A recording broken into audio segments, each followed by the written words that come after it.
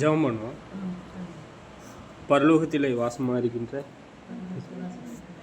பிதாவே, இந்த நாளை கூட எங்களுக்காக கொடுத்த உங்கள் இரக்கத்துக்காக நன்றி. பிதாவே, தொடர்ந்து உங்களுடைய ஞானத்தை ஆதியாகம புஸ்தகத்திலிருந்து படிக்க உதவி செய்யும். பிதாவே, தொடர்ந்து உங்களுடைய நீதியை நியாயத்தை கை கொள்ள உதவி செய்யும். பிதாவே, எங்களை சோதனையிலிருந்து ரட்சியும். தொடர்ந்து பிதாவே, உங்களுடைய நாமம் மகிமைப்படுவதாக. உங்களுடைய இரக்கம், உங்கள் இரக்கத்தின்படியாக நாங்கள் வாழ தயவுசெய்து எங்களுக்கு உதவி செய்யும்.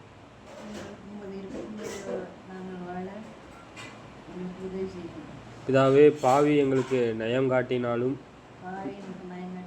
பிதாவே, நாங்கள் நீதியின் பாதையில் நடக்கிறதுக்கு உதவி செய்யும். உன் குமாரன் நாமத்தினாலே கேட்கின்றோம் பிதாவே. ஆமென். சரி, ஆதியாகம புஸ்தகத்தில் நாம் படிச்சுட்டு இருக்கோம். நம் தேவன் சிருஷ்டிகர் இல்லையா? நம்ம தேவன் சிருஷ்டிகர், மிகப்பெரிய ஒரு சிருஷ்டிகர் என்பதாக பார்க்குறோம். சரி, அவரை நாம் நம்பும் பொழுது அவருடைய பெரிய வேலைகளை நாம் நம்பும் பொழுது நாம் உலகத்திற்கு ஏற்ற போல உலகத்திற்கு நாம்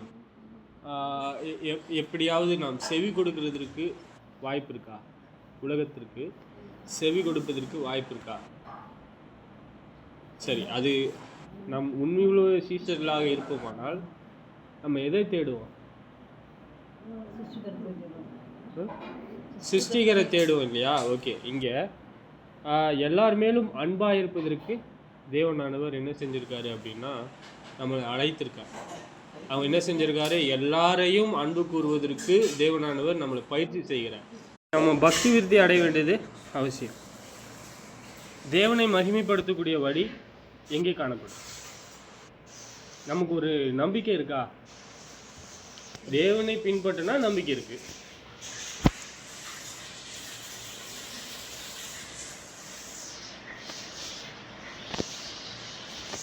நம்ம தேவனை பின்பற்றாமல் இருந்தோம்னால் நமக்கு நம்பிக்கை இருக்கா?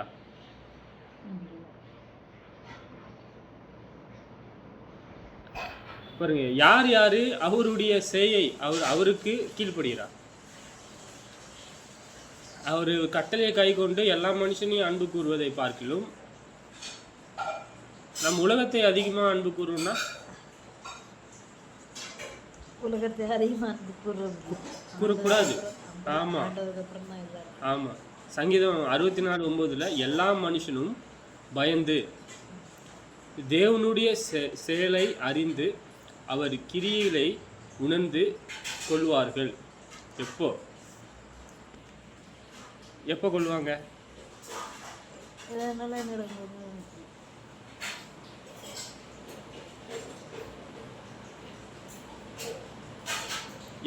எப்போ காண்பார்கள் அவரை? பாருங்க, நீதிமான் கர்த்தருக்குள் மகிழ்ந்து அவரை நம்புவான். செம்மையான இருதயம் உள்ளவர்கள் யாவரும் மேன்மைப்படுவார்கள். இப்போ யாரு மேன்மைப்படுத்தணும்? தேவனை மேன்மைப்படுத்தணும். இப்போ யாரு மகிமைப்படுறா? தேவன். நீதிமான் கர்த்தருக்குள் மகிழ்ந்து சொல்ற அவரை நம்புவன். செம்மையான இருதயம் உள்ளவர்கள் யாவரும் மேன்மைப்படுவார்கள்.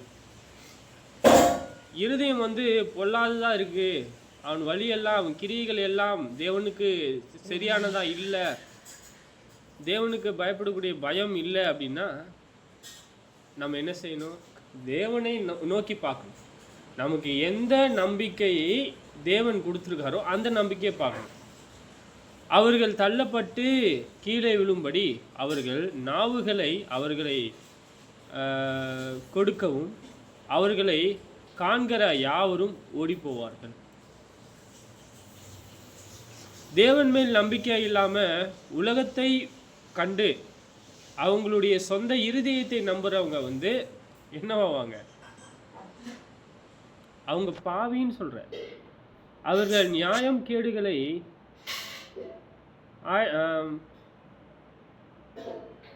அலைந்து தேடி தந்திரமான யோசனையை நிறைவேறும்படி பிரயாத்தனம் பண்ணுகிறார்கள். எஸ், அவர்களிலே ஒவ்வொருவனுடைய உட்கார்ந்தும் இருதயமும் ஆழமாயிருக்கிறது. என்னது? அப்போ அவங்க எதை தேடுறாங்க? தேவனை தேடுகிறதை பதிலா அவங்களை அநியாயத்தை செய்ய தேடுறாங்க. அநியாயக்காரன் தேவனுடைய ராஜ்யத்தில் சூப்பரா சொன்னீங்க. அநியாயக்காரன் தேவனுடைய ராஜ்யத்திலே இல்லை. இப்போ அவங்க என்ன செய்கிறதில்லை? அவங்களுடைய சுய யோசனை நிறைவேறும்படி தேவனுடைய சித்தம்னு ஒன்று இருக்கு இல்லையா? யாருக்கு தெரியும்? தேவனுடைய நீதி யாருக்கு தெரியும்? அவர்களிலே ஒவ்வொருவனுடைய உட்கார்ந்தும் இருதயமும் ஆழமா இருக்கிறது சொல்றாரு. தேவன் அவர்களை என்ன செய்யறாரு அப்படின்னா, ஆனாலும் தேவன் அவர்கள் மேல்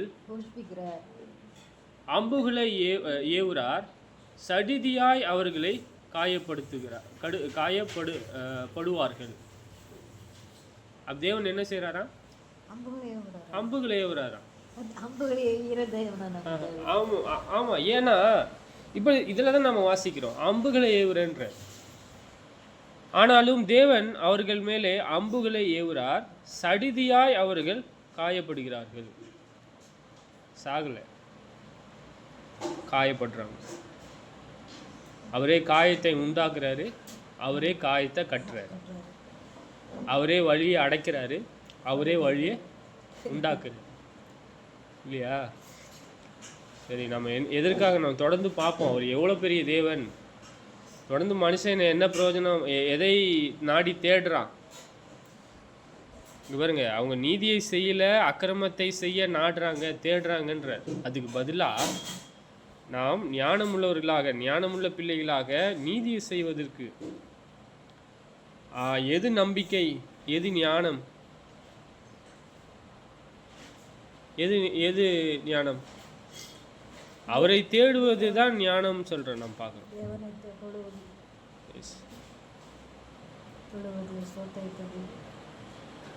நாம என்ன செய்ய வேண்டும்? இயேசுவை மகிமைப்படுத்துவது நியாயமா?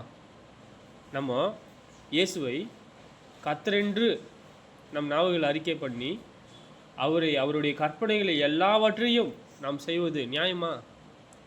குறிப்பா சொல்றது சங்கீதம் 2:10, இப்பொழுது ராஜாக்களே உணர்வடையுங்கள். குறிப்பா யாருக்கு எழுதுறா? அவர் வாழ்ந்த அதிபதிகளுக்கு, அவர் வாழ்ந்த நாட்களில் இருக்கக்கூடிய அதிபதிகளுக்கு. இந்த தினத்தில் இருக்கக்கூடிய அதிபதிகள் இருக்கலாம், ராஜாக்கள் ஒருவேளை தேசத்தை ஆளலாம் சில நாட்டில். பூமியின் நியாயாதிபதிகளே எச்சரிக்கையாக இருங்கள். ஏன் அப்படி எச்சரிக்கையாக இருக்கணும்? பயத்துடனே கர்த்தரை சேவியுங்கள்.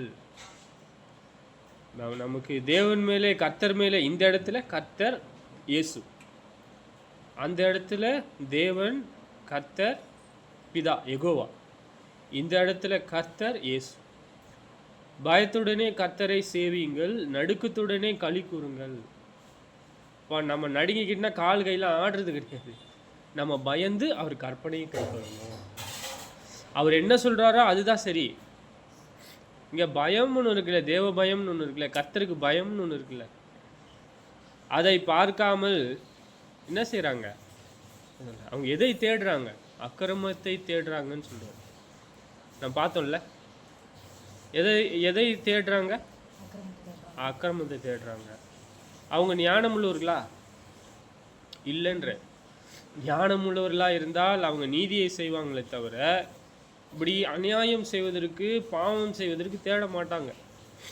ரோமர் 1 தேவனென்று மகிமைப்படுத்துவது என்பது அவரை உயர்வாக கருதுவது, அவருடைய இருதயத்தில் இருக்கக்கூடிய நன்மைகளை உயர்வாக கருதுவது தெய்வீக சுபாவம்.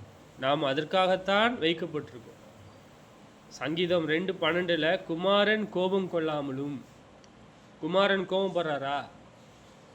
ஆமா, கோபப்படுறார். சொல்றாரு, குமாரன் கோபம் கொள்ளாமலும் நீங்கள் வழியிலே அழியாமலும். நம்ம ஓடிட்டு இருக்க பாதையில் திரண்டு இஸ்ரவேலர்கள் இச்சித்தாங்க இல்லையா, எங்களுக்கு காடை வேணும்னு. நாங்கள் எகிப்தில் இருக்கும்போது எங்களுக்கு என்ன கொடுத்தாரு, நாங்கள் வெந்துக்கின்னு இருக்கும்போது எடுத்து சாப்பிட்டோங்க. நாங்கள் எங்களுக்கு இறைச்சி வேணும்ன்ட்டு அழுகுறாங்க. மோசையை பார்த்து இறைச்சி வேணும்ன்ட்டு அழுகுறாங்க. அவங்களுடைய நம்பிக்கை எங்கே இருந்துச்சு? மோசை மேலேயா, மாம்சத்து மேலேயா? எஸ், மோசை மேலே இருந்துச்சுன்னா ஒரு வழி நடத்திருப்பார் சரியா. அவங்க காண்பிக்கிற அந்த மனுஷன் கூட என்ன செய்கிறாரு, அவருடைய பாதை கூட செம்மையானதாகத்தான் இருக்கு. அவரை போல ஒரு சாந்த குணம் உள்ளவர் இல்லைன்ற, ஆமாம், எங்கேயுமே இல்லைன்ற. அப்போ அவரை பின்பற்றினா கூட ஒழுங்காக அவங்க கானான் தேசத்துக்கு போயிருப்பாங்களோ. ஆனால் என்ன செய்கிறாங்க, அவங்க மாம்சத்தை இச்சித்தாங்க. அது பாவம் செஞ்சுட்டாங்க தேவனுக்கு விரோதமாக. தேவன் அங்கே கோவப்பட்டார். அங்கே யோசுவாவை மட்டும்தான் அங்கே பிரவேசித்தார்.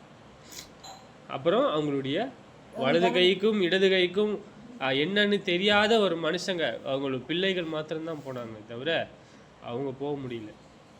ஏன்? தேவனுக்கு விரோதமாக அவரை 10 முறை பரிசோதித்து பார்த்துருக்காங்கன்ற. இப்போ இருக்கிற மனுஷங்கள்லாம் 10 கிடையாது, 100 முறை கூட பரிசோதித்து பார்ப்பாங்க, 1000 முறை. தேவன் சொல்கிறாரா, ஒன்றுலேருந்து இயேசுவானா நீங்கள் மன்னிக்கணும்ல. என்ன சொன்னாரா? 770 முறை. அதெல்லாம் 770 தடவை மன்னிக்க சொல்லிக்கிறோம். ஆனால் நாங்கள் 770 தடவை பாவம் செய்வோன்றாங்க. ஆடா, என்ன மாதிரி இருதயம் அது? நம்ம எதற்காக அழைக்கப்பட்டிருக்கோம்? பரிசுத்தமாக இருப்பதற்கா, இல்லை பாவம் செய்ய மன்னிப்பு வாங்குவதற்கா? இல்லை, யாராவது இதுக்கு பதில் சொல்லணும். இல்லை சரி, குமாரன் கோபம் கொள்ளாமலும், அப்போது அவர் கோவப்படுறாரு அப்படின்னா எதுக்காக கோவப்படுறாரு? அவருக்கு கீழ்ப்படியிலன்னு கோவப்படுறாரா? அவர் பிதாவின் கற்பனையை கை கொள்ளன்னு கோவப்படுறாரா? அவருடைய சித்தம் செய்யலன்ட்டு கோவப்படுறாரா? அவர் தேவனை மகிமைப்படுத்தலன்னு கோவப்படுறாரா? இதில் ஏதாவது ஒன்று செய்கிறாங்கன்னா கூட அவங்க ரட்சிக்கப்படுவது ஏதாவது கொஞ்சமாவது வாய்ப்பு இருக்கும். இச்சிக்கிறாங்க இல்லையா, இச்சிப்பது பாவம்னு தெரியலையா அவங்களுக்கு? ஆமாவா இல்லையா?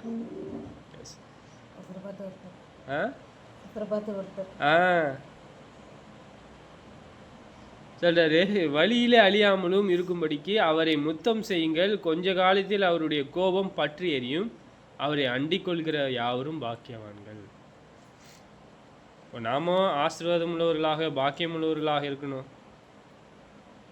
நாம் எப்போவுமே என்ன பார்க்குறோம்? கர்த்தர் நல்லவர், அவர் பாவங்களை மன்னிக்கிறவர். சங்கீதத்தை 34:8 எடுத்துக்கிறாங்க. ஆமாம், 34:8 எடுத்துக்கிறாங்க. கர்த்தர் நல்லவர் என்பதை ருசி பாருங்கள், அவர் மேல் நம்பிக்கையாக இருக்கிற மனுஷன் பாக்கியவான். ஒரு பக்கத்தை எடுத்துப்பாங்க, இன்னொரு பக்கத்தை விட்டுருவாங்க. எப்படின்னா, டினாமினேஷன் மக்கள் அவங்க என்ன சொல்கிறாங்க அப்படின்னா, இப்போ வந்து தேவனுடைய ராஜ்யத்தையும் நீதியும் தேடுங்கள், அப்பொழுது எல்லாத்தையும் உங்களுக்கு கூட கொடுப்பாருன்னு சொல்லும்போது பார்த்தீங்களா, நாங்கள் தேவனுடைய ராஜ்யத்தை நீதியும் தரோம். அதுக்கு முன்னாடி சொல்கிறாரு ஒரு விஷயம், காட்டு புஷ்பத்தை பாருங்கள், எவ்வளோ அழகாக தேவன் உடுத்தி வைக்கிறார். விதைக்கிறதும் கிடையாது, அறுக்கிறதும் கிடையாது,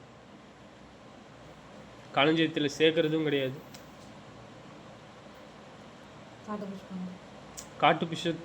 காட்டு புஷ்பத்தை இவ்வளோ உடுத்து வைக்கிறாருன்னா உங்களுக்கு அதிகமாக கொடுப்பாருன்ற, அதிகமாக நம்ம அது பார்க்க போகிறோம்.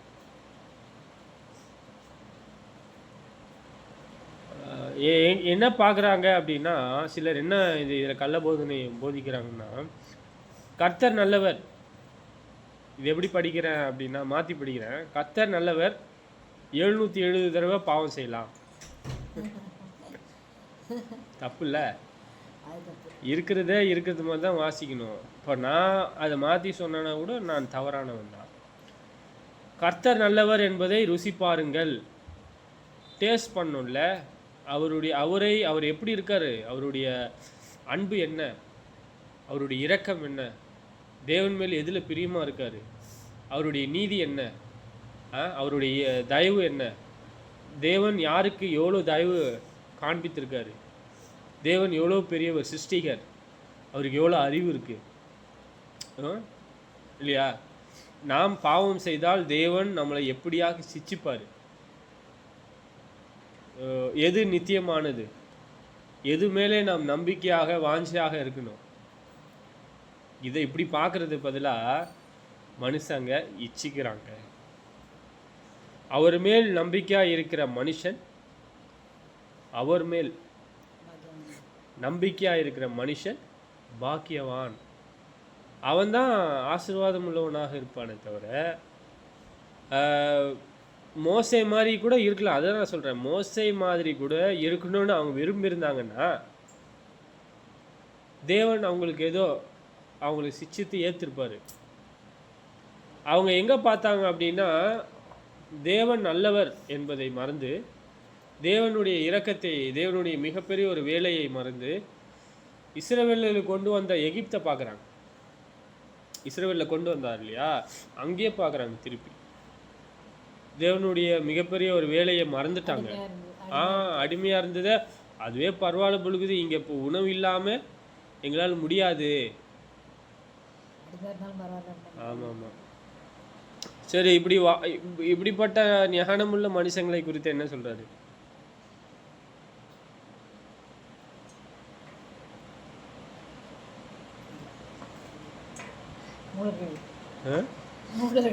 மூடன். எஸ்.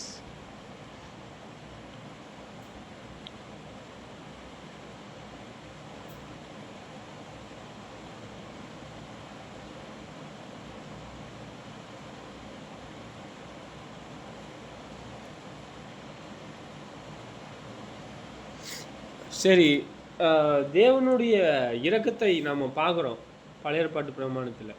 நம்ம புதிய ஏற்பாட்டு பிரமாணம் தான் நமக்கு. ஏன் நம்ம பழைய ஏற்பாட்டு பிரமாணத்தில் இருக்கிறோம்? அவர் அன்புக்குரிய வகையிலே நம்ம பார்க்குறோம். ஏன் நம்ம எக்ஸாம்பிளே பார்க்குறோம்? ஒரு முறை பாருங்களேன், அவருடைய மகத்துவம் எப்படி இருக்குன்னு தெரியும் உங்களுக்கு. அது இல்லை, நம்ம அந்த கட்டில் கிடையாது. நமக்கு தீர்க்க தரிசனம் இல்லையா, நியாயம், அவருடைய நீதி. அது இல்லை, அது நமக்கு 10 கட்டில் நம்ம இல்லை, நம்ம கிறிஸ்துவின் பிரமாணத்துக்குள்ளே இருக்கும். இப்போ நம்ம என்ன செய்கிறோம் அப்படின்னா, சங்கீதம் 52:4 என்ன பார்க்குறோம் அப்படின்னா, தேவன் உன்னை என்றென்றைக்கும் இராதபடி அழித்து போடுவார். ஏங்க, ஒரு நீதி, ஒரு என்ன இச்சை தானே செஞ்சாங்க, அதுக்காக போயிட்டு அழிக்கிறாரு. அவர் உன்னை பிடித்து உன் வாசஸ்தலத்தில் இருந்து பிடுங்கி நீ ஜீவனுள்ள தேசத்திலே இராதபடிக்கு உன்னை நிர்மூலமாக்குவார். யாரு? துன்மார்க்கன். துன்மார்க்கன். இது யார் செய்கிறா? தேவன் செய்கிறாரு. தாவீது செய்யல, உண்மையானவர்கள் செய்யல, அவங்களுக்கு எதிர்த்து நிற்கல, தேவன் செய்கிறார். அவனுக்கு நீதிமான்கள் அதை கண்டு பயந்து அவனை பார்த்து நகைத்து, இதோ தேவனை தன் பலனாக எண்ணாமல் தன் சொற்ப பொருளுக்காக நம்பி தன் தீவனையால் பலத்து கொண்ட மனுஷன் இவன்தான் என்பார்கள். புரியுதா சொல்லுது? நீதிமான்கள் அதை கண்டு, தேவன் இப்படி ஒரு காரியங்களை துன்மார்களுக்கு செய்திருக்காரு பழைய பிரமாணத்தில். அதை நான் பார்க்குறேன். எனக்கு என்ன தோணுது, நான் கண்டிப்பாக நான் இவ்விதமாக இச்சித்தது போல் நான் இச்சிக்க கூடாதுன்னு தெரியும். சோதோம் குமாரா கழிக்கப்பட்டதுக்கு காரணம் எல்ஜிபிடின்னு சொல்லக்கூடிய ஒரு ஓரின சேர்க்கை அங்கே இருந்துச்சு. ஆணோட ஆண், பெண்ணோட பெண் அவலட்சணமான காரியங்களை செஞ்சுட்டாங்க. வந்த தேவதூதர்களையும் தவறாக பண்ணுறதுக்கு கூப்பிடுறாங்க, பார்க்கணுன்னு வர விரும்புகிறாங்க அவங்கள. சரிங்க, நீதிமான்கள் அதை கண்டு பயந்து அவனை பார்த்து நகைத்து, இதோ தேவனை தன் பலனாக எண்ணாமல் தன் செல்வ பெருக்கை நம்பி தன் தீவனையால் பலத்து கொண்ட மனுஷன் இவன்தான் என்பார்கள். எதில் அவங்க பலன் இருக்கு? பணம், செல்வ பெருக்கு. பணம் பெருகிக்கிட்டே போகுது. சரி, சங்கீதம் 49:6 சொல்றாரு, தங்கள் செல்வத்தை நம்பி தங்கள் திரளான ஐஸ்வர்யத்தால் பெருமை பாராட்டுகிற ஒருவனாவது தன் சகோதரன் அழிவை காணாமல் இனி என்றென்றைக்கும் உயிரோடு இருக்கும்படி எவ்விதத்தினாலாவது அவனை மீட்டு கொள்ளவும் அவன் நிமித்தமும் மீட்கும் பொருளாய் தேவனுக்கு கொடுக்க கூடாது. அவர்கள் ஆத்துமா மீட்பு மிகவும் அருமையாயிருக்கிறது, அது ஒருபோதும் முடியாது. எது எது பெரியது, எது பெருசு? ஆத்மா மீட்புன்ற இவ்வளோ பெரிய ஒரு ஒரு மரணத்திலிருந்து தேவன் மேலே நம்பிக்கையாக இருந்தால் மரணத்திலிருந்து கூட அந்த வழியை நமக்கு காண்பிக்கிறாருன்னு சொல்லித்தராரே தவிர நாம் உலகத்தில் மேலும் அதில் இருக்கக்கூடிய பொருள்களில் மேலும் நம்ம ஆசையாக இருக்கக்கூடாது.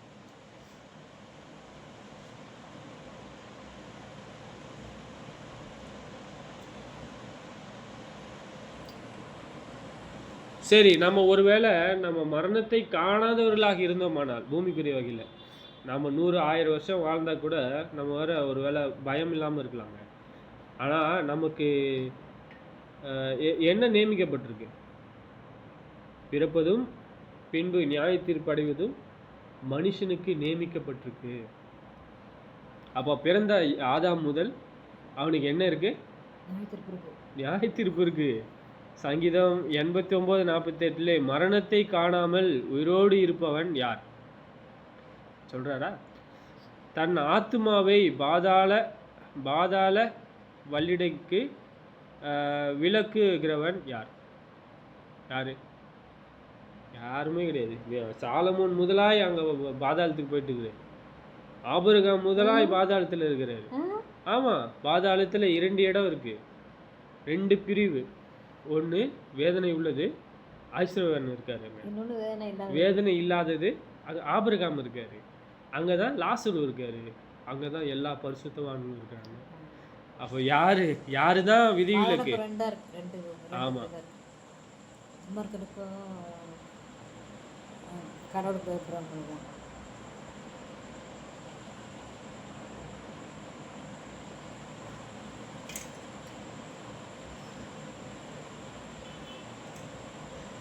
இப்போ தேவனை நாம் எப்பொழுதும் எப்படி நாம் சேவிக்கணும்? இப்போ மோசையே காண்றாங்கல்ல, அவங்க மோசையே காண்பிக்கிறாங்கல்ல. மோசே எங்களுக்கு தகப்பன், அவர் உங்களுக்கு தகப்பனாக இருந்தால் அவர் செய்கிற மாதிரி செய்யுங்கன்ற. அவருடைய நீதி எப்படி இருக்கு? மோசையுடைய நீதி எப்படி இருக்கு? தேவன் சொல்றாரு, அவரை போல ஒரு அவரை போல சாந்தம் உள்ளவர் யாருமே இல்லைன்ற. ஆமா, ஏன்னா அவ்வளோ மக்களும் அவருக்கு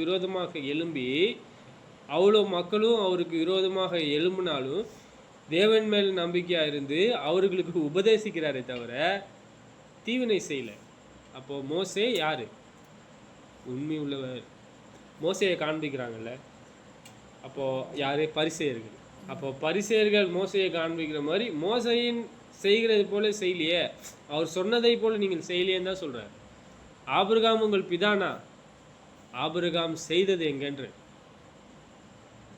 அப்போ அவங்களுடைய நம்பிக்கை ஆபிரகாம் மேலையா, அவர்களுடைய ட்ரெடிஷன் மேலையா? அவங்களுடைய ட்ரெடிஷன், அவங்க பாரம்பரியத்து மேலே அவங்க ஆசையாக இருக்காங்களே தவிர அவர் மேலே கூட கிடையாது.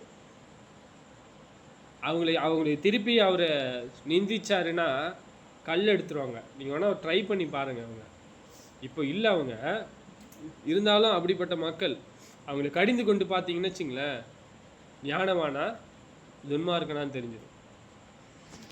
சரி, நம்ம தேவன் எப்படிப்பட்ட சிருஷ்டிகர்?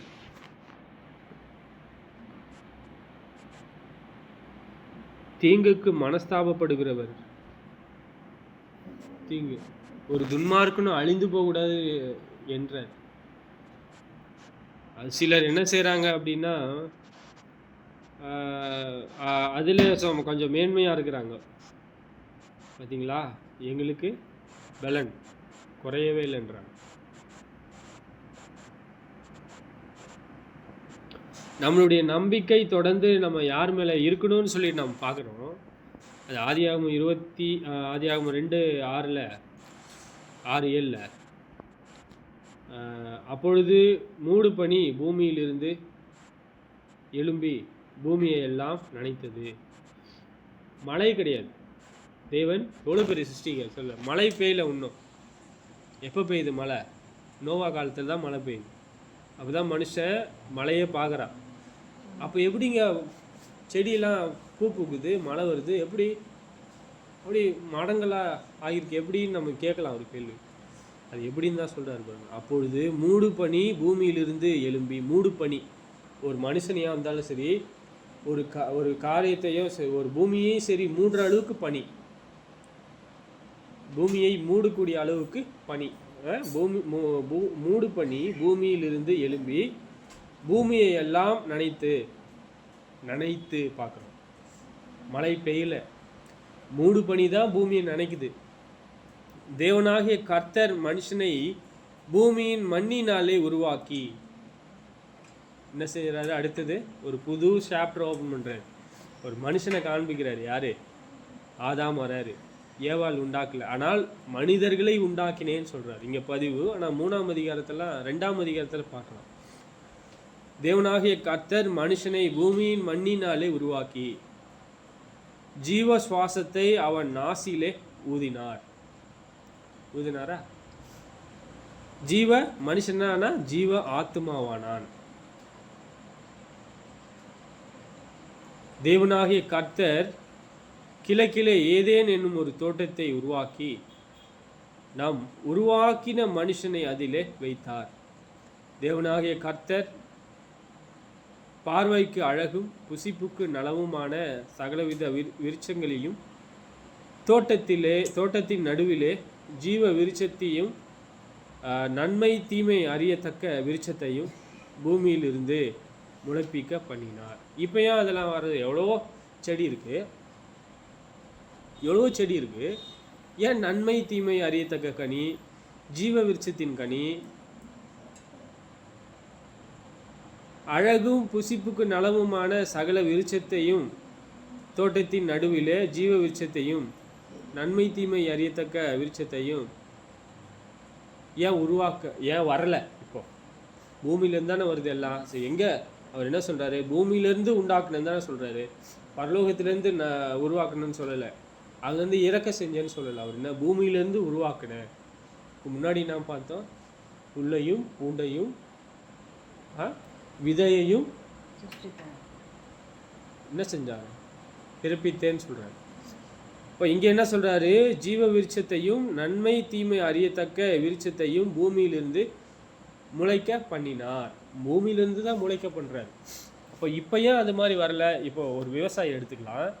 ஒரு விவசாயி ஏன் விதையை தேடுறான்? ஏற்கனவே விதை தான் இருக்குல்ல, ஏன் முளைக்கல? நல்ல காலத்தையும் நேரத்தையும் யார் கொடுக்குறா? தேவன் கொடுக்குறார்.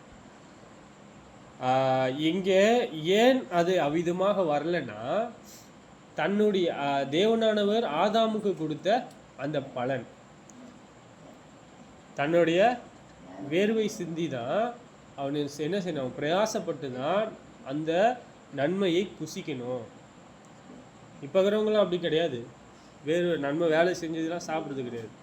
ஒவ்வொருவருக்கும் ஒவ்வொரு மாதிரி வேலை இருக்கும். ஒருத்தருக்கு தச்ச வேலை, இயேசு தச்சு வேலை செஞ்சுருக்கார், கார்பெண்டர். பேதுரு மீன் பிடிக்கிறது அவருக்கு தொழிலாக இருந்துச்சு இல்லையா? பவுல் குடிசை பின்னுறது அவருக்கு தொழிலாக இருந்துச்சு. அதுக்கு முன்னாடி என்ன பண்ணார்? தேவனுடைய வார்த்தையை போதிச்சிருக்கார், பழைய ஏற்பாட்டு பிரமாணம். அதிகாரி பவுல். அப்புறம் வேற யாரு? பேதுரு. அதுக்கப்புறமா என்ன பண்ணார்? அவருடைய வேலை மூப்பனாக இருந்தார், தேவனுடைய வார்த்தையை போதிச்சார். அப்படிதானே? தீமோத்தேயுக்கான வேலை அங்கே இருக்கக்கூடிய சகோதரர் சகோதரி எல்லாரும் சீர்பொருந்த பண்ணணும். சீர்பொருந்த இது ஒரு வேலை அவருக்கு, சீர்பொருந்த பண்ணணும். அங்கே எந்த வேலையும் செய்யாமல் இல்லை, அப்புறம் இன்னொரு வேலையும் செய்கிறார் அவர். மாம்சத்துக்குரிய வகையில் அவர் என்ன செய்கிறாரு அப்படின்னா பிரயாசப்பட ஆரம்பிச்சிட்டார். அப்படி செய்யக்கூடாதுன்ற இப்போ என்ன ஒரு நல்ல வேலையை பவுலானவர் அவருக்கு கொடுக்கணும்னு விரும்புகிறார். புரியுதுங்களா? எல்லா மனுஷனும் என்ன செய்வாங்க அப்படின்னா அவர் நலமான வேலையை தெரிந்து கொள்ளணும். நலமான வேலை என்பது தேவனானவர் நமக்கு கொடுத்துருக்க ஒரு வாய்ப்பு. தீமை செய்வதற்கும் ஒரு வாய்ப்பு இருக்குது, நன்மை செய்யவும் ஒரு வாய்ப்பு இருக்குது. இப்போது என்னால் இப்போ ஒரு தீமை செய்ய முடியுமா? செய்ய முடியும். நான் நினச்சேன்னா ஒருத்தருக்கு தீமை செய்ய முடியும். ஏன் நான் செய்யலை? பயப்படணும். தேவன் மேலே பயம் இருக்கணும் இல்லையா? ஏன் பவுல் முன்பு அவருடைய நடக்கையை பார்த்து எல்லாரும் பயந்தாங்க, பின்பு அவரை பார்த்து எல்லாரும் பயந்த காலம் போய் இவர் எல்லாரையும் பார்த்து பயப்பட ஆரம்பிச்சிட்டார். ஏன் அப்படி?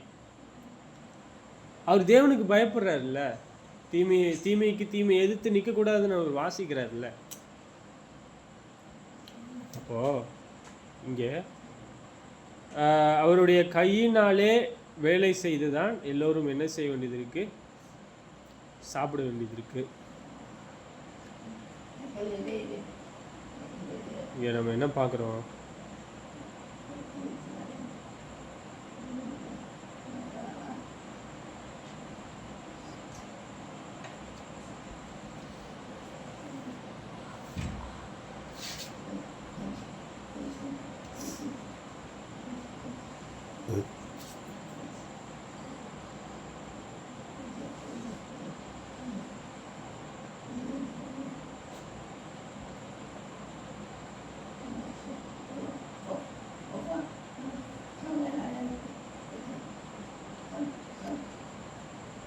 ஸோ தேவனானவர் இங்கே என்ன செஞ்சுருக்காரு?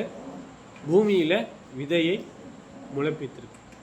அந்த விதை என்னவா இருக்குது இந்த இடத்துல 9 அப்படின்னா 2:9 ஜீவ விருட்சத்தின் கனி, நன்மை தீமை அறியத்தக்கதான விருட்சம் பூமியிலேருந்து முளைக்க செஞ்சிருக்காங்க. இதை இந்த கட்டளையை மனுஷன் கீழ்ப்படிஞ்சு தான் அவன் என்ன செஞ்சுருக்காங்க அப்படின்னா, கீழ்ப்படியாமல் போய் தான் தேவனுக்கு விரோதமாக பாவம் செஞ்சுருக்காங்க. எங்கே பார்க்குறோன்னா ஆதியாகமம் 3:22, பின்பு தேவனாகிய கர்த்தர் இதோ மனுஷன் நன்மை தீமை அறியத்தக்கதானவாய் நம்மில் ஒருவனைப் போல ஆனான். இப்பொழுதும் அவன் தன் கையை நீட்டி ஜீவ விருட்சத்தின் கனியை பறித்து புசித்து என்றென்றைக்கும் உயிரோடு இருக்காதபடி செய்வோம் என்றார். பாவம் செஞ்சுட்டான், நன்மை தீமை அறிய கனியை சாப்பிட்டாரு. இருந்தாலும் அவருக்கு என்ன இருக்கக்கூடாது அப்படின்னா, எப்பொழுதுமே அந்த பாவத்தில் வாழாதபடிக்கு அவனுக்கு என்ன செஞ்சுருக்காரு? அந்த ஜீவ விருட்சத்தின் கனியை எடுக்கணும். அந்த கனியை சாப்பிட்டா எப்பொழுதுமே ஜீவனாக இருக்கணும்னு தேவனே சொல்கிறேன், நான் சொல்லலை. ஜீவனாக இருக்க முடியுன்ற. இப்போ எது நன்மை தீமை என்பது தேவனுக்கு தெரியுமா? தேவனால் பாவம் செய்ய முடியுமா? ஆனால் தேவன் என்ன செய்கிறதில்லை, பொய் உரியாத தேவன். நம் தேவன் பாவம் செய்யாத தேவன். நம் தேவன்கிட்ட அநியாயம் இல்லை. நம்மளை போல அப்படின்னு சொல்லும்போது மனுஷன் எதுக்கு உயர்த்துக்கிறான்? நான் தேவனை போலுங்கிறேன் அப்படின்னு. சரி, தேவனை போல இல்லை, தேவனை போல உண்டாக்கப்பட்டான். எப்படி? மனம், இருதயம், ஆத்துமா. அந்த இருதயமானது அவன் பாவம் செஞ்சதுனால என்ன ஆச்சு? அதிகமான உபாய தந்திரங்களை தேடினதுனால அது சீர்கெட்டு போயிடுச்சு. அதை சீர்படுத்தணும் தான் அவர் என்ன செய்கிறாரு? அவருடைய பிரமாணத்தை கொடுத்துருக்கார். இதை செஞ்சாவது நீ உன் இருதயத்தை சிறப்படுத்திக்கணும். தேவனை போல நம்ம மாறுவதற்கு முயற்சி செய்யணும்.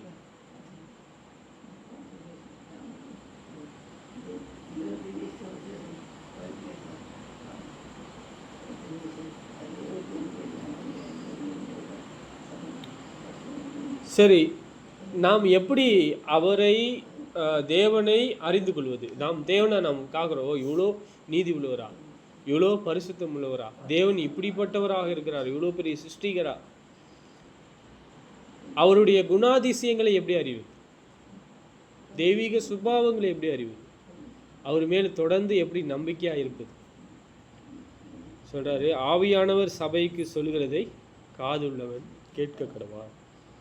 ஜெயம் கொள்கிறன் எவனோ அவனுக்கு தேவனுடைய பரதேசியின் மத்தியில் இருக்கிற ஜீவ விருட்சத்தின் கனியை புசிக்க கொடுப்பேன் என்று எழுது. யார் ஜெயம் கொள்ள போறா? நீதியின் வஸ்திரம் இருக்கணும் என்கிட்ட, நான் நீதி இருக்கணும், நான் நீதி செஞ்சிருக்கணும், அநியாயத்தை செய்யக்கூடாது, தேவனை மகிமைப்படுத்தக்கூடிய இருதயம் இருக்கணும், அவர் மேல் நம்பிக்கையா இருக்கணும், அவருடைய சகலவித நன்மைகளையும் நான் செய்யணுமே தவிர ஏதோ 1 2 3 நன்மைகளை நான் செஞ்சுட்டு நான் ஜெயம் கொள்வேன் அப்படின்னு சொல்லலாமா? சரி, நாம் ஜெயம் கொள்ள வேண்டுமென்றால் நம்மளுடைய நம்பிக்கை குமாரன் மேலே இருக்கணும். நம் நம்பிக்கை எஸ் குமாரன் மேலே இருக்கணும். அவர் செய்த நீதிகளில் கொஞ்சம் செய்யணுமா, அவரை போல இருக்கணும், கொஞ்சமாக செய்யணும், அவரை போல இருக்கணும், அவரை போல இருக்கணும்னு சொல்றாரு. அவர் மனுஷனா இருந்தாரா? ஆமா, அவரு செய்ய முடியும்னா நம்மளால செய்ய முடியாதா? செய்ய முடியுமா? செய்ய முடியாது. சகோதரருக்கு ஒப்பா இருந்தார் இல்லையா? ஆமாவா இல்லையா? அவருக்கு ஒரு நம்பிக்கை இருந்துச்சு,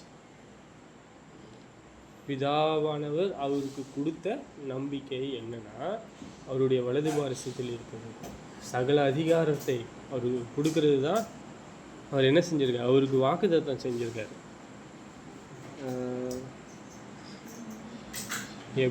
எபிரேய புஸ்தகம்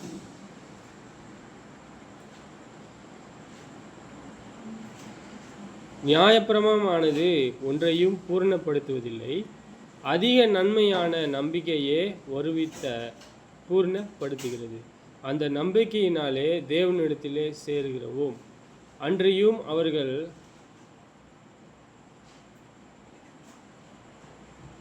ஆணை இல்லாமல் ஆசாரியாக்கப்படுகிறார்கள். இவரோ நீர் மெல்கிசேதேக்கின் முறைமையின்படி என்றென்றைக்கும் ஆசாரியராயிருக்கிறீர் என்று கர்த்தர் ஆணையிட்டார், மனம் மாறாதவருமாய் இருப்பார் என்று தம்முடனே சொன்னவராலே ஆணையோடு ஆசாரியரானார்.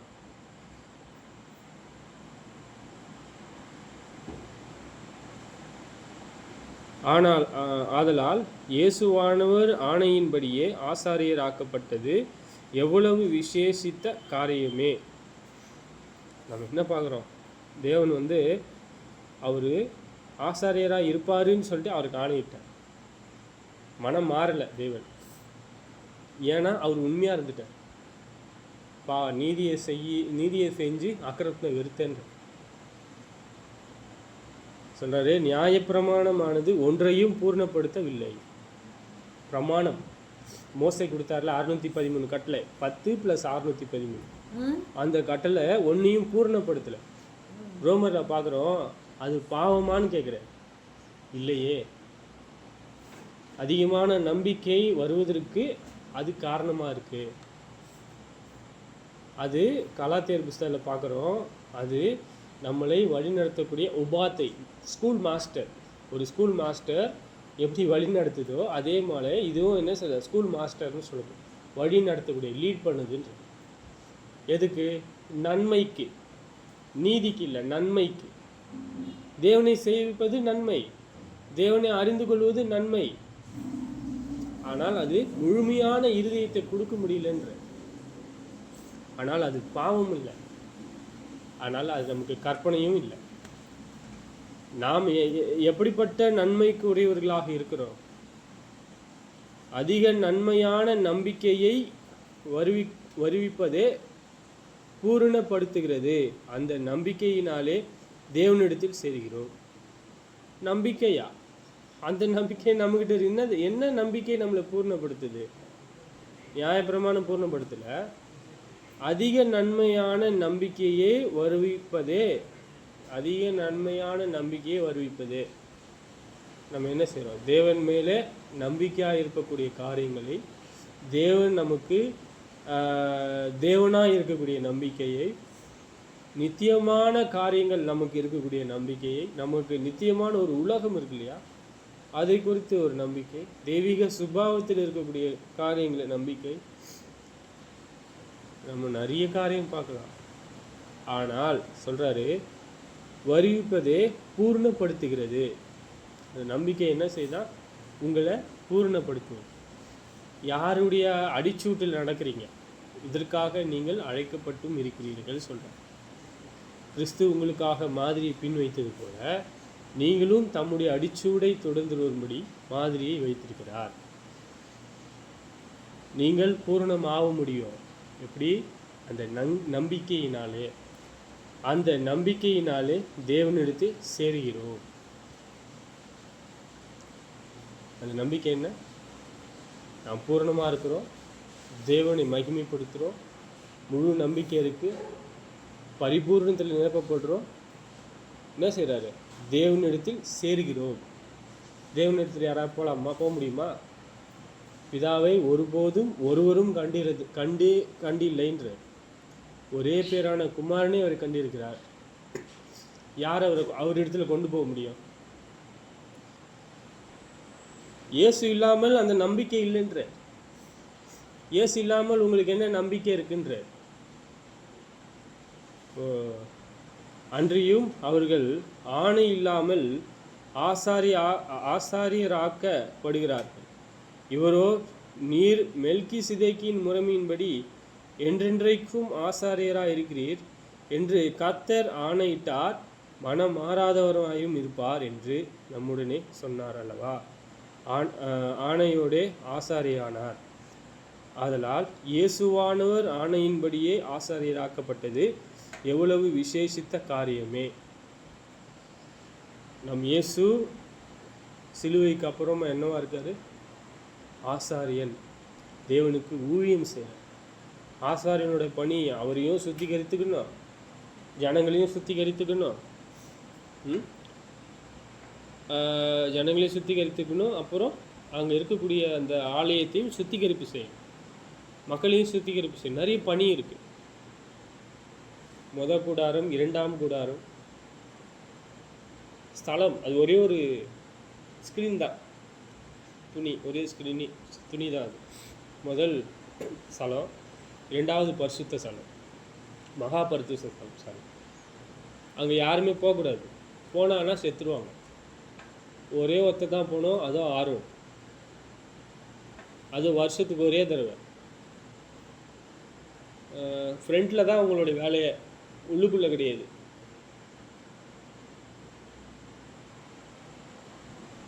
சொல்கிறார், தேவனுக்கு வேலை செய்கிறவர் தான் மெல்கிசேதேக்கு. அவர் முறைமையின்படி நித்திய பிரதான ஆசாரியராக இருக்கும்படிக்கு அவருக்கு என்ன ஆகிட்டார் சொல்கிறாரு. ஆதலால் இயேசுவானவர் ஆணையின்படியே ஆசாரியர் ஆக்கப்பட்டது எவ்வளவு விசேஷித்த காரியம். விசேஷமானதுன்ற 6:19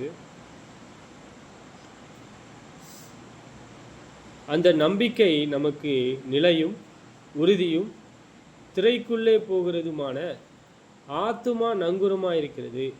நமக்கு முன்னோடினவராகிய இயேசு மெல்கிசேதேக்கின் முறைமையின்படியே நித்திய பிரதான ஆசாரியராய் நமக்காக அந்த திரைக்குள்ளே பிரவேசிக்கிறார். இப்போ நம்ம யாரை காட்டுறோம்? இயேசு. அவர் என்ன செஞ்சிட்டாரு? அவர் உறுதியாக நம்பிக்கையாக பரலோகத்தின் தேவன் மேல் இருந்ததுனால அவருக்கு என்ன கிடைச்சது? அந்த நம்பிக்கை நமக்கு நிலையும். அவருக்கு கிடைச்ச ஸ்தானம் கர்த்தர் என்ற அதிகாரம். அவர் இங்கே மெல்கிசேதேக்கின்படி ஆசாரியராக இருக்கிறார். உறுதியும் திரைக்குள்ளே போகிறதுமான ஆத்துமா நங்குரமாக இருக்கிறது. யார் போவா? உள்ளே போனாங்கன்னா யாரும் செத்து போயிடுவாங்க. ஆசாரியன் மட்டும்தான் உள்ளே போக முடியும். ஆசாரியன் மட்டும்தான் உள்ளே போகணும். நிலையும் உறுதியும் திரைக்குள் போகிறதுமான ஆத்துமா நங்கூரமாக இருக்கிறது. நங்கூரனா ஸ்ட்ராங்காக உறுதியாக பிடிக்கிறது கப்பலை. அவருடைய ஸ்தானத்தை எது அவர் போவது உறுதியாக்கப்பட்டிருக்குன்ற. நமக்கு எது மேலே யார் மேலே நம்பிக்கையாக இருக்கு? தேவன் மேலே. அவருக்கு எவ்வளோ பெரிய அதிகாரம் இருக்கு. அவர் அதிகாரத்தை தான் நம்ம காண்றோம். அவரை நாம் என்ன செய்கிறது? அவருடைய அதிகாரத்தை நாம் காண்றோம். அவர் மூலமாக அவர் பிதாவை எப்படி பிரியப்படுத்தினாரோ அதே போல நாமும் பிரியப்படுத்தி பார்க்குறோம். நம் இயேசு கிறிஸ்துவினுடைய அடிச்சூட்டில் நடக்க முயற்சி செய்யணும். நம்ம முயற்சி மட்டும் செய்யக்கூடாது, அதை செய்யணும்.